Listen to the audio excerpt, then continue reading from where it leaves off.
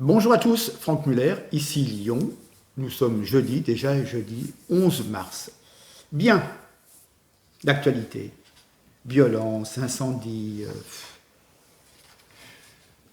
violence dans les banlieues, incivilité, violence et délit. Il faudrait ouvrir une toute petite parenthèse sur la violence des jeunes. On a eu des nouvelles de la jeune fille balancée à la flotte par ses petits camarades. Alors elle était sortie avec le garçon, Alicia. Elle était sortie avec le garçon. Au bout d'un mois, lui il est sorti avec une autre. Et puis elle avait eu le tort de lui envoyer une photo un petit peu très légèrement vêtue. Le compte a été piraté. Enfin bon, voilà, sa photo s'est retrouvée un petit peu dans le collège. Ce n'est que des collégiens, ils sont en troisième. Voilà. C'est un peu les faits divers de nos jours, ces histoires d'internet, de Facebook, etc., entre élèves. Et souvent les jeunes filles ne sont pas assez prévoyantes car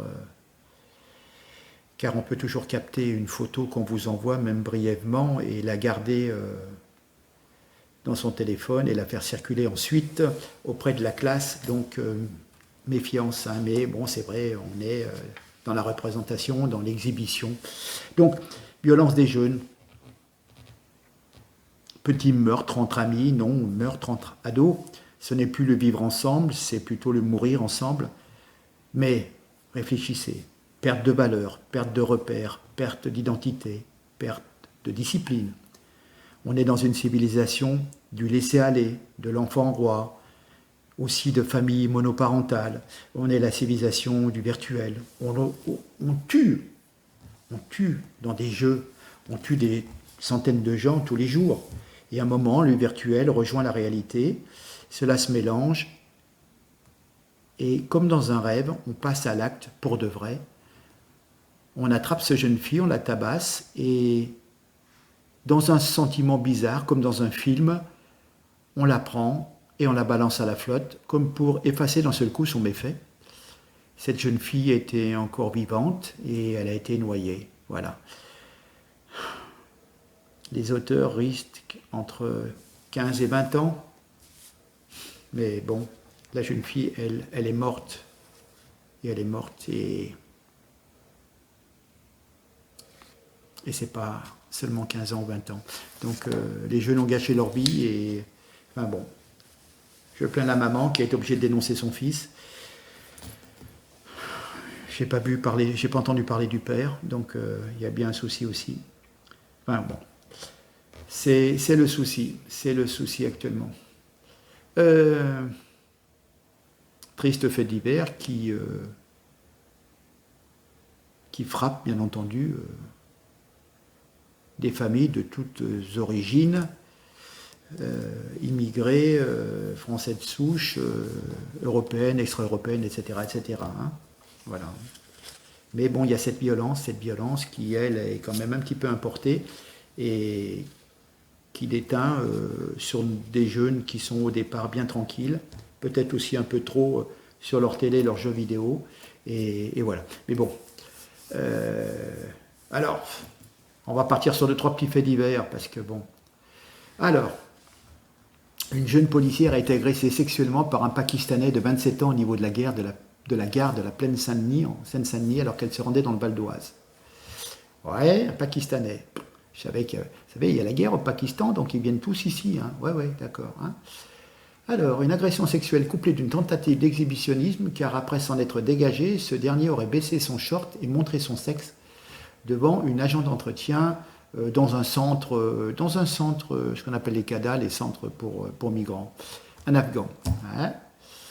Donc, voilà. Oh!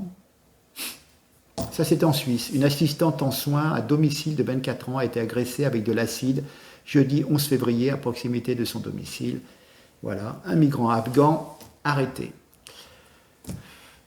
Attendez, vous en connaissez beaucoup, vous,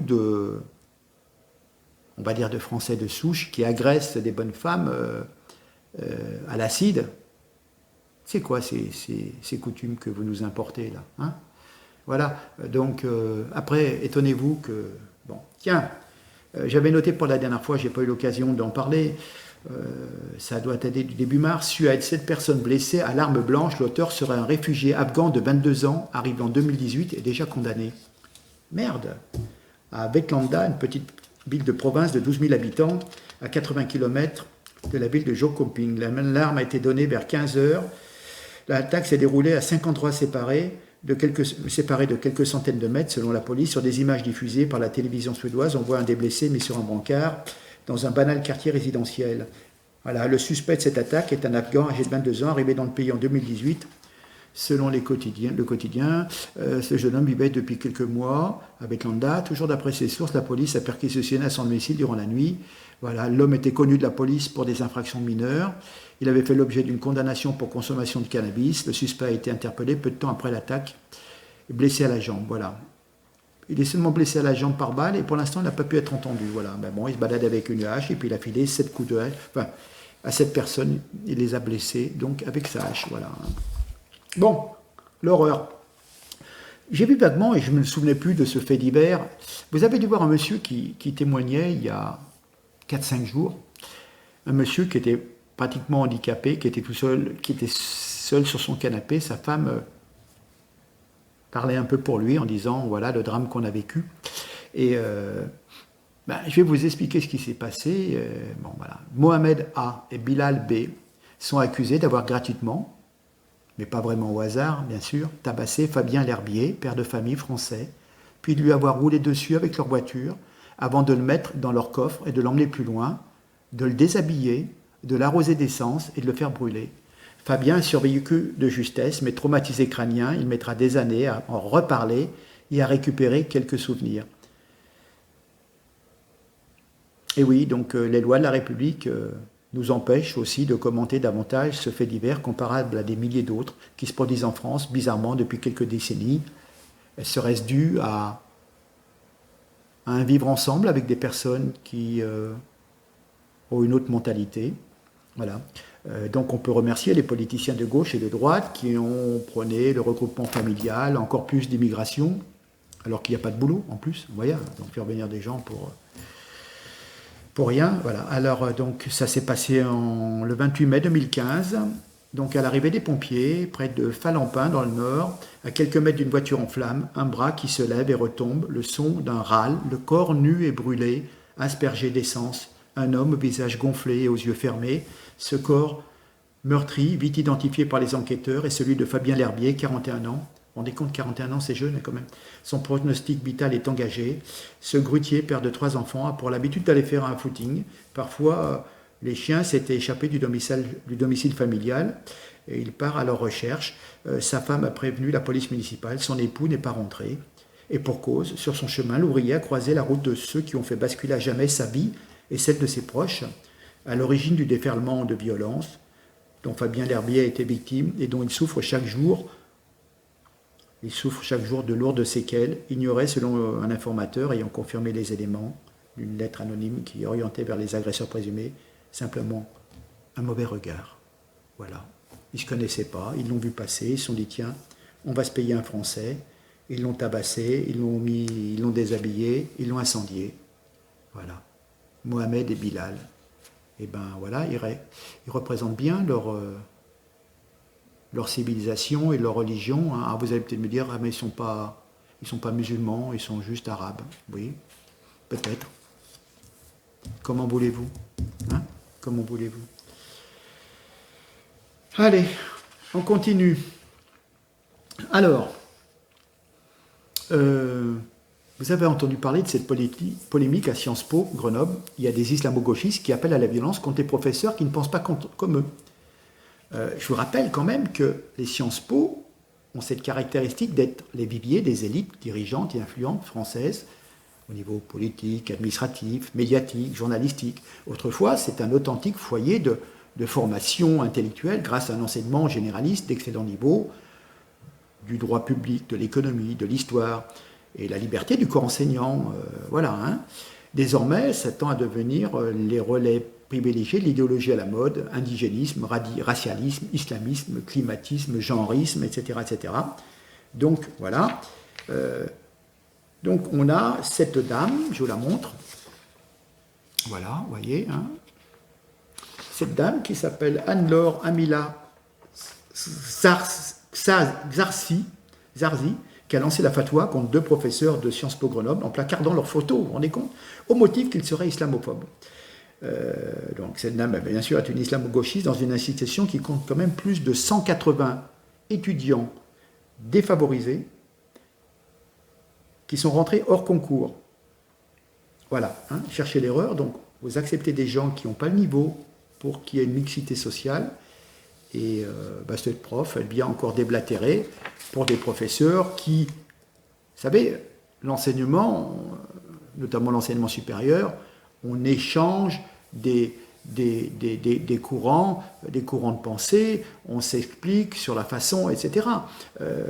Je crois que le sujet de ce différend, c'est que les professeurs ont dit, je crois que c'était même un professeur d'allemand qui disait, non, il y a le racisme, il y a l'antisémitisme, l'islamophobie, c'est complètement quelque chose de différent. C'est par rapport à une religion, vous voyez. C'est un rapport à la race, vous voyez. C'est par rapport à une religion qui est une religion d'État, qui englobe toute la vie sociale. Voilà, ça n'a rien à voir avec une personne qui va dire « je n'aime pas parce que cette personne est noire ou cette personne est juive ». C'est par rapport à sa race, pas par rapport à son comportement. Tandis que l'islamophobie, c'est plus déjà une crainte, surtout une peur de cette religion qui est très très étouffante et qui implique certaines choses qui ne sont pas dans notre civilisation à nous. Voilà. Non mais franchement. Donc le nom des 2 enseignants était placardé sur les murs à l'entrée de Sciences Po Grenoble, sur les affiches, en les accusant d'être fascistes et d'islamophobes. Voilà. Il y a un syndicat étudiant proche de l'UNEF qui, voilà, et c'était relayé sur les réseaux sociaux, etc., etc. Mais on a dissous Génération Identitaire, mais un syndicat étudiant comme ça, non. On ne le dissout pas. Hein. Ce sont des méthodes d'extrême gauche qui font des ravages. Ça appelle toujours à la violence contre des professeurs qui ne pensent pas comme eux. Ces méthodes sont toujours les mêmes. Comme Assa Traoré, par exemple, qui a pointé du doigt les policiers, elle a été condamnée pour cela, hein, je crois à 4 000 € d'amende. Eh bien, les mêmes méthodes d'extrême gauche islamo-gauchiste sont utilisées à l'université de Grenoble. Voilà. Ils s'en prennent à la liberté d'expression sans aucun motif. Les professeurs en question n'ont jamais fait preuve d'une quelconque islamophobie, d'une quelconque forme de racisme. Voilà. Donc il y a une ambiance qu'on appelle assez délétère qui règne dans les universités, dans l'éducation nationale. Voilà. On a l'émergence de théories indigénistes, racialistes et décolonialistes de certains professeurs. Et heureusement, la ministre Frédérique Vidal a osé parler de ces islamo-gauchistes et vous apercevez que dans les structures, il y a un tombereau d'insultes qui vient, notamment des présidents d'université qui sont pris à elle, mais ce qu'elle dénonçait, pour une fois, même si elle est ministre de Macron, c'est exact. Je veux dire, on n'a pas le droit d'être pensé pour son pays, sa religion, sa race, automatiquement, on est tout de suite taxé d'être raciste, vous voyez. Et c'est souvent ce qu'on voit dans les élections municipales où certains élus locaux aussi font alliance avec des associations islamiques par clientélisme. Et puis on le voit aussi dans le corps professoral où il y a un refus d'enseigner un certain nombre de choses et de montrer les caricatures de Charlie, parler de la Shoah, etc. Il y a des choses qui ne peuvent plus se faire parce que tout de suite c'est le scandale. Non, on confronte des idées. Moi, je vous explique mon point de vue. Voilà, je ne suis pas injurieux. Je vous lis des faits et la conclusion que j'en tire. Voilà. L'université se veut universaliste. Là, elle ne l'est pas. Il faut être décolonialiste. Il n'y a que des méchants colons. C'est toujours la faute des Blancs, c'est jamais la faute des autres, quoi, je veux dire. Les Noirs s'exterminent entre eux. Vous avez des tas de guerres entre musulmans, entre Syriens, Irakiens, etc., etc. Mais c'est toujours la faute des Blancs, vous voyez. Voilà. Donc, tiens, on va en venir sur une chose. On va déjà parler des élites qui nous racontent des bobards. Et puis après, je viendrai à la Tour Eiffel. Vous allez comprendre, franchement, vous allez sourire. Hein. Alors, je vous avais déjà dit vaguement, j'avais signalé les révélations du canard enchaîné sur un dîner dans un restaurant ouvert clandestinement dans le quartier du siège parisien de BFM TV, où se réunissaient une vingtaine de convives, journalistes de la télévision, des experts médicaux pour la télévision, voilà, aussi un officier des sapeurs-pompiers, lui aussi expert, voilà, hein. Ceux-là même qui cherchent à conserver la population dans la crainte du Covid-19 faisaient, eux, un bon gueuleton bien au-delà du couvre-feu, sans bien évidemment respecter les fameux gestes barrières qu'ils nous recommandent de respecter scrupuleusement sur notre petit écran. Hein. Et le nom d'un des convives a été dévoilé, pas moins que Christophe Barbier, le chroniqueur de BFM TV, directeur, je crois, ancien directeur du magazine L'Express. Voilà, ça manque pas de sel, hein, c'est le cas de le dire. Voilà, hein.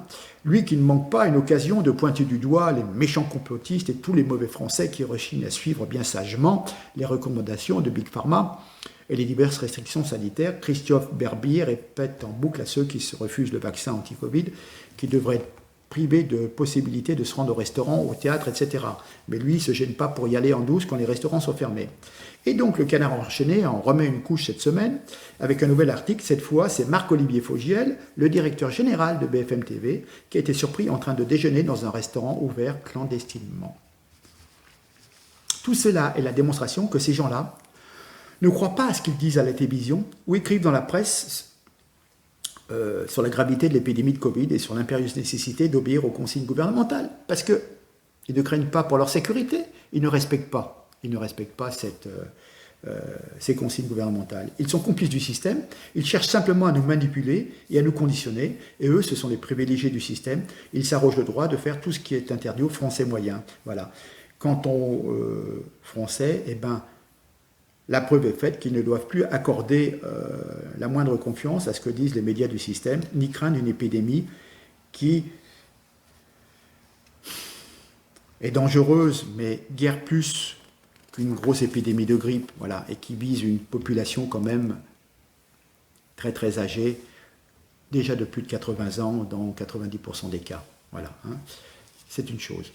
Ah oui, alors, je voudrais venir, si le temps met à partie, oui. J'avais déjà vu cette annonce, je l'avais partagée sur ma page Facebook et c'est ressorti. Il y a un journaliste, Mohamed Halal, qui garde une rancœur tenace contre le passé tourmenté de la France et son ancienne colonie d'Afrique du Nord. Il est invité sur une chaîne algérienne de l'INA Télévision le 28 janvier dernier et il n'a pas hésité à demander officiellement à la France de s'excuser pour avoir volé les richesses et les trésors de son pays en faisant référence à la guerre d'Algérie. Mohamed Halal a aussi expressément demandé à ce que la France rende la Tour Eiffel. Oui, cette dernière aurait selon lui été construite à partir de fer volé dans le pays colonisé. Il a été soutenu par une partie des Algériens qui lui donnent raison sur la nature des matériaux utilisés pour bâtir l'un des monuments les plus connus au monde et qui se trouve donc à Paris. Voilà. Alors sur les réseaux sociaux, évidemment, tout et n'importe quoi. Et puis certains sont quand même, se sont moqués du journaliste algérien. Hein. Alors l'un des messages lui a été adressé, il indiquait qu'il serait temps de rendre les Algériens à l'Algérie. Voilà. Hein. Oui, ça serait une bonne chose d'ailleurs si on rendait les Algériens à l'Algérie, hein, parce qu'ils sont si mal en France et si persécutés. Voilà. Alors, ce journaliste sous-entend que la Tour Eiffel doit son existence à l'exploitation des minerais de fer extraits du sol. Barbaresque, qui appartient légitimement aux Algériens. Voilà. Il y a même un précepteur islamique, Cheikh Shems Eddine, qui est monté au créneau dénonçant le fait que la France ne se soit toujours pas excusée des crimes qu'elle avait connus sous la colonisation. Je disais, j'ai eu une interruption. C'est pas la première fois que le pavé est jeté dans la mare pour remettre en cause la légitimité du monument de l'Hexagone. Déjà en 2018, la chaîne Beurre FM diffusait la même information sur la provenance du métal, indiquant qu'il était extrait des mines de Zakar et Rouina en Algérie. Et bien oui, mais au risque de décevoir les Algériens, le fer utilisé pour construire la Tour Eiffel provient de Lorraine, de la Lorraine en France. Je vais vous dire exactement. Parisienne depuis 1889, la Tour Eiffel, par son métal, est originaire de la région du Grand Est, plus précisément près de Nancy en Lorraine. En 1887, Gustave Eiffel a besoin de plus de 7000 tonnes de fer pour réaliser la pièce maîtresse de l'exposition universelle de 1889. Il lance un appel d'offres qui est remporté par les forges Fould-Dupont à Pompey en Meurthe-et-Moselle. La société des hauts fourneaux Forges et Aciéries de Pompey a fourni tout le fer nécessaire à la construction de la tour Eiffel et s'est également chargé du peudelage. Avant d'être traité, le minerai fut directement extrait des mines locales. Très exactement, 18 038 pièces de fer ont été produites par les forges Fould-Dupont pour la tour Eiffel. On remarque encore aujourd'hui leurs plaques, des plaques signatures apposées sur l'un des piliers de la tour. Oui, je vous explique, les Algériens, la France quand même était une puissance industrielle, certes colonisatrice, mais on n'a pas attendu d'avoir l'Algérie pour quand même faire du fer et de l'acier, construire des locomotives, et, etc., etc., etc. Hein, d'accord. Voilà, vous ne nous avez pas tout donné. Hein. Voilà. Alors, je vais terminer par la Belgique. Je vois une annonce. Alors, c'est assez spécial. Hein. Le gouvernement belge se prépare à entériner un projet de loi qui l'autoriserait à imposer à ses citoyens le port d'un bracelet électronique permettant de surveiller en temps réel les déplacements. Non, ce n'est pas une fake news. Cela ne se passe pas en Chine, ni en Corée du Nord, ou en Russie. Hein. Voilà. C'est un pays, la Belgique, qui envisage de traiter ses honnêtes citoyens comme des criminels. Et c'est dans l'Union européenne. Hein, voilà. Donc on pourrait basculer dans le totalitarisme le plus complet. En Belgique, l'épicentre des institutions européennes, de l'OTAN et de bien d'autres organismes internationaux. Donc l'avant-projet de loi en question se présente comme une loi pandémie et pourrait fixer dans le marbre des dispositions qu'aucun État dit démocratique n'avait osé jusqu'ici inscrire dans son arsenal législatif. Voilà, hein. Donc notre futur sera rythmé par des successions de pandémies qui deviendront notre lot habituel. Donc l'avant-projet de loi est porté par la ministre belge de l'Intérieur, Annelies Verlinden, parti flamand démocrate chrétien, au sein d'un gouvernement fédéral de coalition qui rassemble les écologistes, les socialistes et les libéraux francophones. L'objectif est d'entériner la loi pandémie entre mars et début avril. Donc l'autorité de protection des données a quand même remis un avis extrêmement négatif concernant cet avant-projet, estimant qu'il donne lieu à une violation des principes de légalité et de prévisibilité. Voilà. Hein. Voilà. Elle nous dit cette loi pourrait permettre d'imposer aux citoyens le port d'un bracelet électronique permettant de surveiller en temps réel leurs déplacements et de mettre en place des technologies de reconnaissance faciale afin d'identifier les promeneurs dans les parcs et de vérifier s'ils ne font pas l'objet d'un ordre de quarantaine. Voilà. Hein. Sous prétexte sanitaire, on assiste à un impressionnant totalitarisme, facilité bien entendu par les outils numériques. Voilà. Donc, imposer aux citoyens belges le port d'un bracelet électronique relié à une banque de données permettant de surveiller les déplacements, ou quand, à quelle heure, de photographier les plaques d'immatriculation des véhicules quittant ou rentrant sur le territoire belge, les relier avec une banque de données existante de la division de l'immatriculation des véhicules, et donc d'appréhender les propriétaires, de mettre en place des technologies de reconnaissance faciale afin d'identifier les promeneurs dans les parcs et de vérifier s'ils ne font pas l'objet d'un ordre de quarantaine, également de contrôler les déplacements des citoyens au moyen de la géolocalisation de leur téléphone mobile éventuel, et de recourir à l'identification obligatoire au moyen d'un QR code sur téléphone mobile ou d'une vérification via l'empreinte digitale apposée dans la puce pour contrôler le droit d'accéder à certains lieux de transport, certains lieux ou transports pour contrôler le statut du citoyen. Est-il vacciné ou n'est-il pas vacciné? Voilà un avant-projet qui peut surgir en Belgique. Voilà. Et puis en plus, Charles Michel, l'ancien Premier ministre de Belgique, lui est devenu le président du Conseil européen depuis 2019, donc il va leur donner l'idée à tous autour. Hein. Voilà. Nous entrons bien et bien dans un nouveau monde avec un changement complet de paradigme politiques et sociaux au profit d'un nouvel ordre mondial totalitaire qui fera la synthèse des romans d'anticipation 1984 et Le meilleur des mondes. Le paradoxe, c'est afin de préserver soi-disant notre santé, les autorités ont choisi de définitivement nous priver de nos libertés les plus élémentaires. Il nous reste vraiment peu de temps pour bloquer cette transformation de notre société. Compliqué. voyez, petit à petit, quand on vous disait il y a un an, non, non, on n'aura pas de vaccin sanitaire, etc., etc., mais non, mais non. C'est les complotistes qui disent ça. Ben, petit à petit, tac, tac, tac, ils avancent, ils avancent, ils avancent. Tous les 2 mois, tous les 3 mois. Maintenant, on vous parle de vaccination obligatoire pour les personnels soignants. Après, ça sera obligatoire pour pas mal de gens. Et puis voilà. On l'avait dit, hein. Mais bon, vous savez, on les voit arriver. Mais bon. Je m'arrête là. En tous les cas, je vous remercie du moment qu'on a passé ensemble. N'hésitez pas à partager et puis à vous abonner, bien qu'il y ait des soucis avec l'abonnement. Et je vous remercie en tous les cas et je vous dis à très très très bientôt. Je vous salue, je vous embrasse.